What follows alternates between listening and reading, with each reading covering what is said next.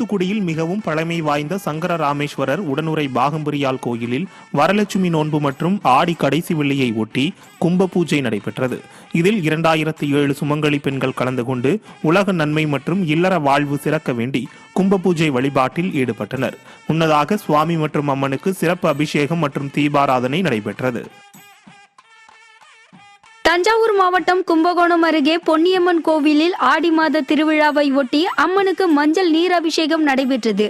நாச்சியார் கோவில் கிராமத்தில் ஆடி இறுதி வெள்ளிக்கிழமையை ஒட்டி கிராம மக்கள் மஞ்சள் நீர் குடங்களை ஊர்வலமாக எடுத்து வந்து நீண்ட வரிசையில் நின்று எல்லை தெய்வமான பொன்னியம்மனுக்கு அபிஷேகம் செய்தனர்.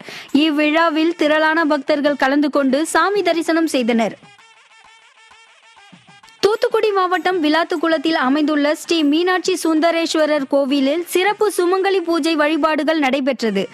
வரலட்சுமி விரத நாளை ஒட்டி விளாத்துக்குளம் சுற்றுவட்டார பகுதிகளை சேர்ந்த 350க்கும் மேற்பட்ட பெண்கள் பங்கேற்று சிறப்பு பூஜைகள் செய்தனர்.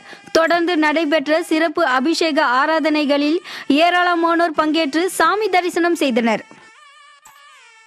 திருவண்ணாமலை மாவட்டம் வந்தவாசி அருகே மாம்பட்டு கிராமத்தில் அமைந்துள்ள ஸ்ரீ முத்துமாரியம்மன் கோவிலில் வரலட்சுமி விரத நாளை முன்னிட்டு சிறப்பு வழிபாடு நடைபெற்றது.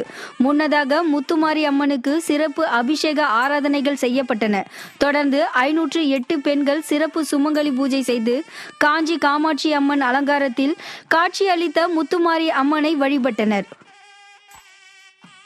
திருவாரூர் மாவட்டம் பூவனூரில் உள்ள சதுரங்க வல்லப்பநாதர் கோவிலில் ஆடி இறுதி வெள்ளிக்கிழமையை ஒட்டி அம்மனுக்கு சிறப்பு அலங்காரம் நடைபெற்றது. வெள்ளி அலங்காரத்தில் சர்க்கரை திருப்பாவாடையில் காட்சியளித்த ஸ்ரீ சாமுண்டீஸ்வரி அம்மனுக்கு சிறப்பு ஆராதனைகள் நடத்தப்பட்டு மகா தீபம் காண்பிக்கப்பட்டது. இந்நிகழ்ச்சியில் திரளான பக்தர்கள் பங்கேற்று அம்மனை தரிசனம் செய்தனர்.